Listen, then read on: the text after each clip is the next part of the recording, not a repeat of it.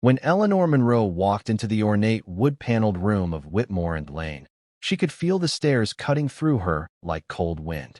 The marble floor echoed her footsteps as she passed cousins who hadn't spoken to her in years, uncles who never remembered her birthday, and a dozen well-dressed strangers pretending not to smirk. She was the outsider, the mistake, old man Walter Monroe's secret daughter. She wasn't supposed to be there, not in their eyes, not in that chair. Walter had been a giant in the world of oil, ranches, and old Southern money. A man with a stone face and a wallet that could silence mayors. To the rest of the world, he had one perfect family, one flawless legacy.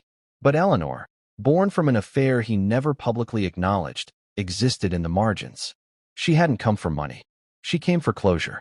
When the lawyer, Mr. Alcott, cleared his throat and began reading the will, the air thickened. To my beloved wife, Margaret, I leave the Fairwinds estate and the assets therein. The room nodded in rehearsed agreement. To my sons, Charles and Robert, the business holdings and stocks shall be divided equally.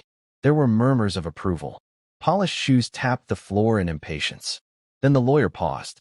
A long, deliberate pause. Everyone looked up.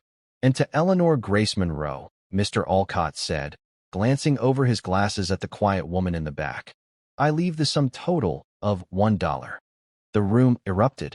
Some laughed. One cousin actually clapped. Guess Daddy didn't forget you entirely, Charles sneered. Eleanor sat still. She expected nothing, and yet the words stung like a slap. Her hands folded tighter in her lap. Mr. Alcott raised a hand.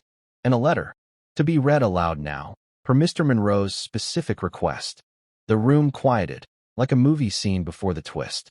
Mr. Alcott unfolded the single page. His voice was steady.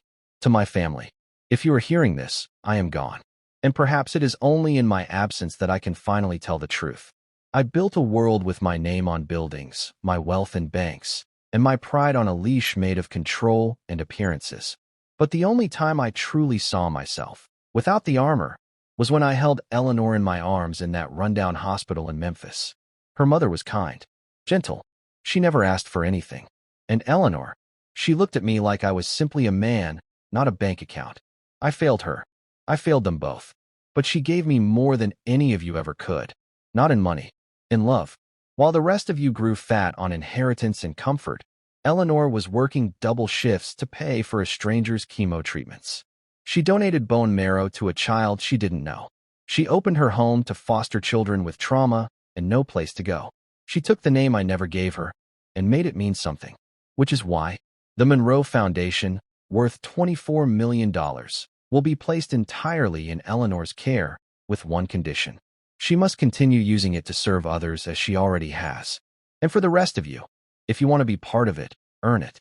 Not by blood, by heart. Gasps filled the room. Jaws dropped. Eleanor blinked, stunned.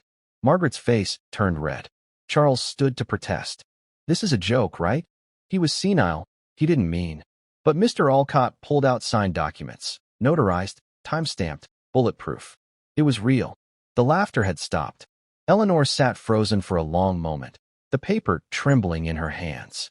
Do you accept the responsibility? The lawyer asked gently.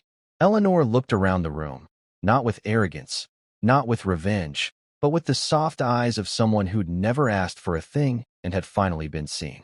She nodded. I do. In the months that followed, the Monroe Foundation opened food banks in 4 states. A new women's shelter in Dallas bore her mother's name. Veterans rehab centers were funded quietly. A scholarship program was launched for children who aged out of foster care, just like the ones Eleanor once took in. People began calling her Miss Monroe, but those closest to her simply called her Eleanor. One day, as she spoke at a benefit gala, someone asked how it felt to be the unexpected heir to a fortune she never pursued. Eleanor smiled. I wasn't chosen because of my blood, she said. I was chosen because I remembered what it was like to have nothing, and what it means to give everything anyway.